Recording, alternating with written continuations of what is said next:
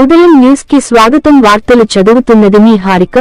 పల్నాడు జిల్లా మాచర్ల నియోజకవర్గం రెంటచింతల మండలం రెంటచింతల గ్రామం నందు ముఖ్య కార్యక్రమానికి విచ్చేసిన గురజాల శాసనసభ్యులు ఎరపతినేని శ్రీనివాసరావు వైసీపీ పార్టీ అరాచకాలని సాగనివ్వమన్నారు.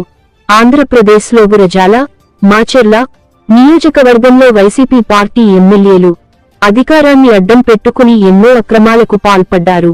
పేద వర్గాలైన ఎస్సీ ఎస్టీ సబ్ ప్లాన్ నిధుల్ని పక్కదో పట్టించి పేదల అభివృద్ధిని ఆటంకపరిచారు. డాక్టర్ అంబేద్కర్ విదేశీ విద్యను నీరు కార్చిరు. తెలుగుదేశం పార్టీ కార్యకర్తలను హత్యలు చేసి భూ కబ్జాలకు పాల్పడి అరాచకాలను సృష్టించినా మీకు చట్టపరంగా తగిన మూల్యం చెల్లించుకోక తప్పదు. తప్పు చేసిన ప్రతి ఒక్కరిని వదిలిపెట్టే ప్రసక్తే లేదని ధ్వజమెత్తారు.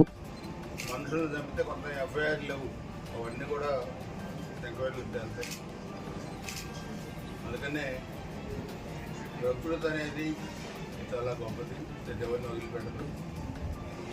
ఇవన్నీ కూడా ముందు కార్యకర్తలు మాచర్లు కానీ గుర్జాలు కానీ ఎన్ని ఇబ్బందులు పెట్టినా గొంతులు కోసిన కూడా చంద్రులు నుంచి ఎంతమంది కార్యకర్తలు దాదాపు 2 నియోజకవర్గాలు 20 మంది చనిపోయారు. అయినా భుజం మేము పెట్టుకున్న జెండాని మాత్రం వదలలేదు. గెలిపించే దాంట్లో వస్తులుండి గెలిపించారు.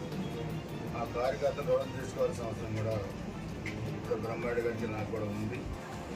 ఎందుకంటే ఫ్యాక్షన్ చేసుకుంటాం.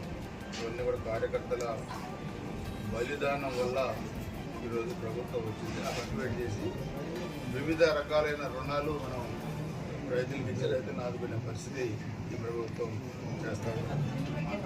సో అందుకనే మనం ఈరోజు ఒకసారి ఆలోచించాలి. సుపరిపాలనలో తొలి అడుగు.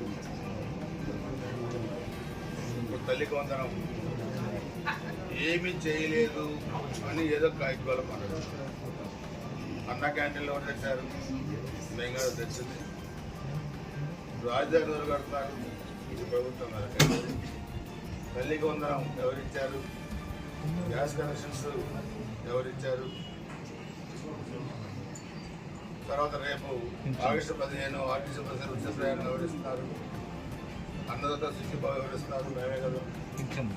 పెన్షన్లు 3,000 నుంచి 4,000 ఎవరు పెంచారు?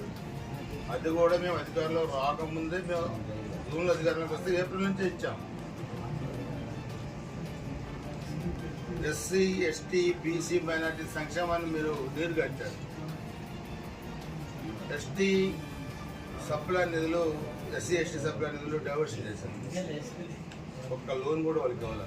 విదేశీ విద్యని నీరుగార్చారు. అంబేద్కర్ గారి పేరు మార్చి మీ పేరు పెట్టుకున్నారు.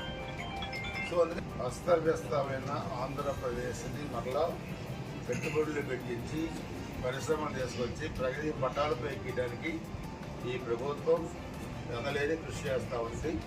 దానిలో భాగంగానే ముఖ్యమంత్రి చంద్రబాబు నాయుడు గారు, మినిస్టర్ గారు లోకేష్ బాబు గారు మొత్తం యంత్రాంగం అందరూ కూడా సింగపూర్ వెళ్ళి పెట్టుబడుల్ని తీసుకురావడంలో భాగంగా వాళ్ళు ప్రయత్నం చేస్తూ ఉన్నారు.